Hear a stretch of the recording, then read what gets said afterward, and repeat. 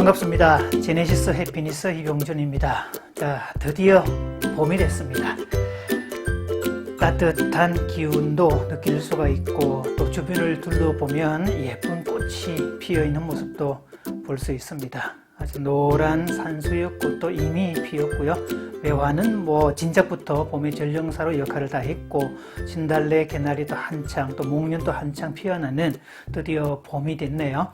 자, 봄이 되었다는 말은 본다는 데서 눈으로 보아야 된다. 그래서 봄이라는 말이 왔다 그러죠. 봄이 왔음에도 불구하고 보지 못하는 눈을 가졌다면 이 사람이야말로 불행한 사람이 아닐까 싶습니다. 자, 봄은 감탄하는 계절이 아닐까 싶습니다. 노란 꽃을 봐도 감탄하고 분홍빛 꽃을 봐도 감탄하고 따뜻한 공기에 감탄하고 또 주변에 아주 파릇파릇 돋아나는 새싹을 보고도 감탄하는 그런 계절이 되겠죠. 자, 감탄에는요 두 가지 종류가 있습니다. 첫째, 외부로 나가는 감탄사, 이걸 외재적 감탄사, 우와 또는 와우, 우와 이렇게 나도 모르게 탄성을 지르게 되는 그런 장면들, 외부로 나가는 바깥으로 내보내는 감탄사를 외재적 감탄사라고 합니다. 그러면 내재적 감탄사가 있겠죠. 속으로 이렇게 쏘고 아스를 외치는 오예, 예스 이렇게 뭔가 확신에 찬 그런 감탄사를 내재적 감탄사라고 하죠. 자, 우리가 감탄사를 사용할 때는요 주로 이렇게 감각에 의지한, 주로 이렇게 오감에 근거한 그런 때 감탄사를 사용하겠죠. 주로 이렇게 시각을 사용하는 쪽은요 아주 아름다운 꽃을 보았거나 혹은 아주 노을 장면을 보았거나 또 꿈의 상징이죠. 오로라 같은 그런 아주 자연의 어떤 신비로움이나 정말 환상적인 그런 장면들을 볼 때 나도 모르게 이렇게 감탄을 할 수 있겠죠.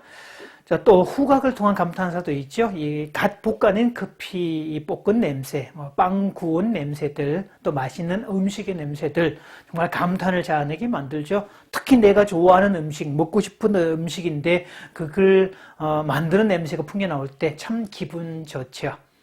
청각을 통한 감탄사, 졸졸졸 흐르는 시냇물 소리, 또 새소리들 이런 것들도 있고, 또 좋은 음악을 듣는 그런 것도 청각을 통한 행복이 되겠죠. 자, 미각을 통한 감탄사, 맛있는 음식을 먹게 될 때에 정말 크를 외치면서 정말 탄성을 지르는, 우리 TV 장면에서 막 이 머리 위에서 별이 쫙 반짝이는 그런 장면들도 대부분 감탄에 관한 것들이 되겠죠. 자, 촉각을 통한 감탄도 있습니다. 벨벳이나 이 비단 종류, 실크 종류는 만지면 참 부드럽잖아요. 그런 느낌도 있고, 애완동물들 이렇게 만지는 느낌도 참 좋죠. 그리고 우리가 오감을 하나의 어떤 감각에만 집중하는 것이 아니라 그 오감이 서로 연결되어 있고 이렇게 종합적으로 이렇게 또 느껴지는 감각이 될 때 그때 감탄을 하게 되어 있죠. 그래서 와인 마시는 분들은 절대로 이렇게 잡아서는 안 되고 밑에를 잡고 마실 때 먼저 이 코로 그 향기를 먼저 맡아준 다음에 조금씩 마시는 게 예의다. 이런 또 나름의 예법들도 이렇게 있다고 볼 수 있죠. 자, 그래서 감탄사가 많은 사람은 대체로 행복하고 정신 건강이 좋은 사람입니다. 또 행복한 사람은 대체로 감탄이 많습니다. 사실 요즘에 이 소확행이란 말이 이렇게 좀 뜨고 있는데요. 정말 소소한 것, 시시한 것, 사소한 것, 지극히 평범한 것, 일상 중에 들어가는 지극히 이렇게 큰 의미를 둘 만한 것들도 아닌데 그것들이 새롭게 보이고 새롭게 느껴지고 새로이 발견하게 될 때 그때 감탄사를 유발하게 되어 있죠. 자, 정신 건강하고도 감탄사는 연관되어 있는데요. 사람이 정신적으로 건강해지고 기분이 좋으면 자동으로 감탄사와 노래가 나오게 되어 있고요. 우울증에 걸리거나 뭔가 축 처지면 감탄과 노래가 사라집니다. 자, 감탄이 왜 중요한가 하면 사람과 사람은 서로 주고받는 에너지가 있어서 감탄이 많은 사람을 만나면 나도 그 에너지를 전달받기 때문이다. 이것을 정서적 전염 효과라고 그럽니다. 그래서 주변에 이 처진 사람, 우울한 사람, 불평이 많은 사람보다 기쁨이 많은 사람, 활력이 많은 사람, 뭔가 에너지가 업되어 있는 사람, 이런 사람을 만날 때 훨씬 나도 거기에 편성해서 덩달아 같이 그런 상태로 올라갈 수 있다는 뜻이 되겠죠. 그러니 이렇게 기분 좋은 사람, 이 감탄이 많은 사람을 사귀고 만나는 건 참 중요한 일입니다. 자, 사람이 세상을 살면서 감탄할 일이 없다는 것만큼 불행한 일이 있을까요? 또 반대로 매 순간마다 작은 것 하나하나가 감탄할 소재가 된다면 또 이 사람은 또 얼마나 행복할까요? 자, 앞 시간에 제가 우리는 피투된 존재다라고 이 얘기를 했었는데요. 그 피투된 존재의 차원을 넘어서 VIP로 초대된 손님이라고 한번 생각을 해보십시오. 그것도 아주 좋은 곳에 최고급 레스토랑에 VIP로 초대되어서 가게 되었다고 생각을 해보십시오. 갔더니 모든 서비스를 직원들이 다 담당을 해주고 앉아있기만 하면 모든 게 다 편안하게 다, 그리고 분위기나 뭐 조명이나 모든 것들이 다 좋고, 그리고 식사 시간이 한 2-3시간 정도 이렇게 먹으면서 담소를 나누면서 그 시간을 충분히 엔조이 하라고, 때마다 산의 진미가 계속 이어져 나오고 그것을 맛볼 수 있는 곳, 아마 이 평생을 살면서 그런 경험도 해볼 필요가 있겠죠.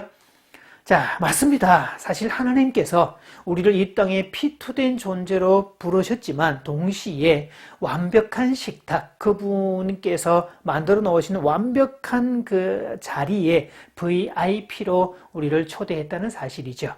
자, 온 세상을 창조하시고 맨 마지막에 보시기에 심히 좋았다라고 말씀하신 것은 모든 준비가 완료되었다는 뜻이고, 그분께서 모든 준비가 완료된 걸 확인하시고 됐어 라고 확인하셨던 그 확신의 감탄사였다는 사실입니다.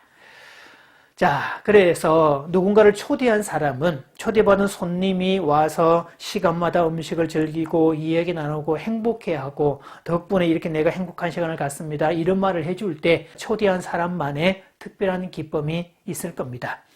하나님께서 세상을 창조하신 목적도 이와 똑같습니다. 그래서 하나님은 에덴 동산을 창설하시고 그 마지막 손님으로 VIP로 인간을 초대하셨는데요. 자, 이 손님이 와서 정말 음식을 때마다 즐기고 음식이 소재가 뭐냐, 어떻게 만들었느냐, 덕분에 이런 경험도 한다, 참 감사하다, 참 행복한 시간이다, 나한테는 둘도 없는 경험이다, 이런 고백을 해주면 참 좋은데, 이 초대받은 손님이요, 뭐 시간 이런 거 아무 상관없고 맛 같은 것도 상관없고 분위기도 아무 상관없고 정말 이 고급 레스토랑인데 그냥 대충 추리닝 바람으로 이렇게 막 그렇게 참석해서는 음식을 마치 흡입하듯이 그냥 후루룩 마시고는 쌩하니 가버린다면 어떻겠습니까? 준비한 사람 입장에서 참 속상하지 않을까요? 그래서 사실 우리 현대인들의 모습이 이런 모습이 아닐까 싶습니다. 이 현대인들이 정신적 아사 상태 또는 정신적 영양실조 상태에 걸려 있는데, 사실 이 초대받은 손님에 맞지 않는 예의를 무시한 그런 처사를 보이고 있다는 거죠. 그저 먹고 사는 문제에만 혈안이 되어서 그것만 추구하다가 정작 누려야 될 것들은 못 누리고 살다가 죽는 그런 것들. 야, 그렇다면 그 사람의 인생의 깊이와 그 사람의 넓이는 도대체 얼마만큼 될까요? 하나님이 지으신 그 모든 것을 보시니 보시기에 심히 좋았더라. 자, 이 표현은요. 자, 이 감탄사, 그러면 하나님의 감탄사는 외재적 감탄사 우와였을까 아니면 아싸였을까? 자, 그 다음 질문은요. 하나님께서 만들어 놓으신 세상을 우리는 보면서 뭐라고 감탄할까요? 우리는 우와라고 감탄하겠죠? 근데 그걸 만드신 당사자인 하나님은 아싸라는 감탄사를 외칩니다. 이게 손님을 초대한 주인, 호스트의 기쁨이 되겠죠. 그래서 이 에덴 동산을 창설하셨다. 이 에덴 동산의 말뜻은 에덴은 기쁨이라는 뜻입니다. 기쁨이 있고 즐거움이 있고 행복이 있고, 그래서 우원행, 우리는 원래 행복하게 창조되었다라고 제가 계속 강조를 하고 있는데요. 에덴 동산을 창설하신 목적 자체가 인간에게 즐거움을 주기 위해서 인간이 행복하도록 마치 VIP로 초대해서 그 모든 것을 엔조이하라고 부른 그 호스트처럼 에덴 동산은 우리에게 그런 공간이었다는 사실이죠. 자, 따라서 에덴 동산은 누구에겐가 하염없이 주고 싶어서 안달이 나 있는, 즉 하나님은 인간에게 무언가를 주고 싶어서 안달나 있는 분이 될 수 있습니다. 그래서 우리는 그분의 초청 목적에 부합한 예의를 갖춘 손님이 될 필요가 있죠. 자, 우아와 아싸의 감탄사를 얘기를 했는데요. 이런 상상을 한번 해보죠. 어떤 사람이 요리를 잘하고 싶어서 남들 몰래 한 4, 5년 동안을, 몇 년 동안을 요리 학원을 열심히 다녔습니다. 그렇게 열심히 다니는 동안 일식, 요리사 자격증, 한식, 중식, 양식까지 이 내 영역의 모든 자격증을 다 따고 난 다음에 드디어 이제 요리의 달인이 될 정도까지 수준에 올랐는데요. 자, 이분이 주변에게 얘기를 합니다. 나 몇 년 동안 요리를 배웠고 이제는 요리의 달인 됐으니까, 자, 특히 몇 분들은 오는 주말에 우리 집으로 오십시오. 요리는 제가 해드리겠습니다. 자, 드디어 손님을 초청을 하고 이제 드디어 주말이 되었고요. 아침부터 음식 준비를 하겠죠. 자, 그런데 아침부터 손님 접대를 위한 음식을 만드는데 얼마나 컨디션이 좋은지 의도하는 대로 음식이 쫙쫙 만들어지고, 내가 만든 음식인데 내가 맛을 봐도 기가 막히게 맛있을 때 그때 외치는 감탄사가 뭘까요, 여러분? 그때 우와를 외치는 사람은 자뻑 바이러스에 감염되었다라고 그러고요. 그때는 스스로가 아싸, 됐어, 맞아, 이렇게 될 줄 알았지. 자, 자기 능력에 대한 확신을 담고 있는, 또 완벽하게 준비가 되었을 때 정작 그것을 먹고 마시고 즐길 손님들을 생각하면서 주인은 아싸의 감탄사를 외치게 되어 있죠. 그렇다면 초대받은 손님들은 어떤 감탄사를 외쳐야 될까요? 세팅되어 있는 잔치상을 보면서 우와라고 감탄하셔야 되고, 또 이 호스트가 새로운 음식을 가지고 나올 때마다 놀람의 감탄사를 보내주셔야 되죠. 그렇게 감탄사를 동반하고 음식을 먹으면 그분은 드신다, 잡수신다, 즐기신다 이런 표현을 쓰지만, 초대받은 손님임에도 불구하고 아무런 표현도 없이 그냥 먹기만 하는 경우를 전문 용어로는 처먹는다 라고 합니다. 자, 뭐 과한 표현일지 모르겠지만 사실 먹는 것은 똑같은데 어떤 사람은 드시는데 어떤 사람은 속칭 처먹는 것이 되는 차이는 감탄의 유무 차이입니다. 감탄을 해야 될 자리에 감탄을 안 하면 그것은 정말 이 생물학적으로 이 처먹는 행위가 되는 거지, 교양을 갖추어서 예의를 갖추어서 드시는 개념은 아니라는 거죠. 그래서 우리가 감탄을 잘하는 것은 건강하고 행복하게 사는데 아주 도움됩니다. 그러니까 행복의 원리 중에 하나는 감탄만 잘해도 행복하다라고 할 수가 있죠. 자, 손님들이 와서요, 우와라는 감탄을 외칠 때마다 만든 주체는 아싸를 외칠 겁니다. 막 그 내용물을 구체적으로 칭찬하시면 좋죠. 세상에 우리가 알고 있는 평범한 재료인데, 아니 이 재료를 가지고 이렇게 고급스러운 음식을 만들 수 있다는 거냐?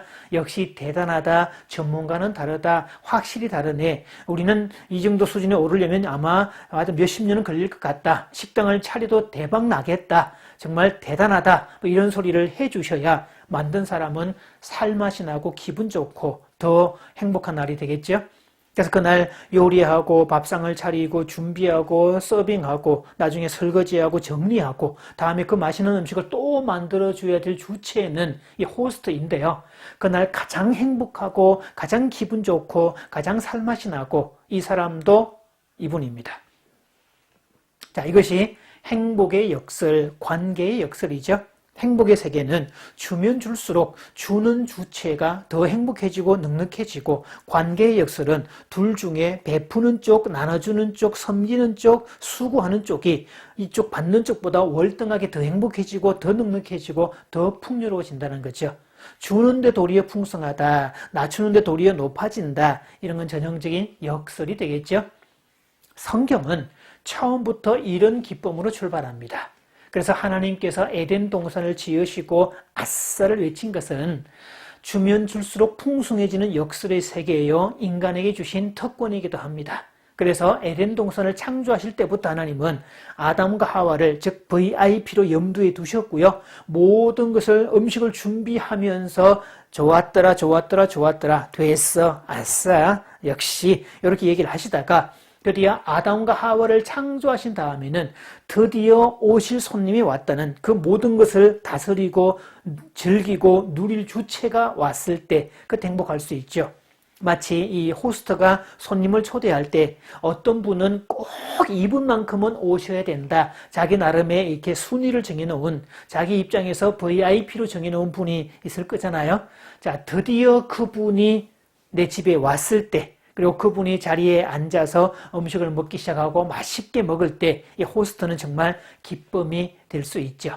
그래서 그런 염두에 그래서 하나님은 첫날부터 창조하시는 과정에서 맨 마지막에 인간 창조를 염두에 두시고 인간에게 그 모든 것을 주실 걸 염두에 두시고 보시기에 좋았더라라고 하셨고요. 드디어 인간을 창조하신 날에는 보시기에 심히 좋았더라라는 표현을 썼습니다. 그래서 창세기는 처음부터 행복이고 처음부터 감탄이고 처음부터 즐거움이고 처음부터 하나님께서 일방적으로 인간에게 주신 그런 내용을 묘사하고 있는 책이라고 볼 수 있습니다. 그래서 창세기는 곧 제네시스다 말을 드렸잖아요. 우리는 하나님께로부터 초청받은 VIP 손님입니다. 그래서 손님이 매 순간 우화를 외치듯이 우리가 세상에 태어난 것은 그냥 피투된 존재로 온 것도 있지만 그것보다는 완벽하게 차려진 그 밥상에 VIP로 초대받았기 때문에 우리는 그 밥상에서 먹고 마시고 즐기고 교제하고 기쁨을 누릴 그 일이 있지. 즉 매 순간마다 감탄할 일이 있는 거지. 뭔가 늘 어둡고 힘들고 버겁고 고달픈 삶을 이어가는 그런 존재로 부름받았다는 사실이 아닙니다. 그래서 인생은 얼마나 감탄이 많은가와 행복은 직결되게 되어 있고요. 우리가 이 세상에 온 목적은 VIP로 왔고 동시에 우리에게 주어진 사명은 감탄하는 데 있다라는 이야기죠. 자, 한 번 더 정리합니다. 우리가 세상에 태어난 이유는 감탄하기 위해서입니다. 그 감탄하기 위해서 우리는 VIP로 하나님이 차려놓으신 밥상에 초대받은 손님이 되었고요. 자, 그래서 오늘부터 주변에 보이는 모든 것들에 대해서 감탄해 보십시오.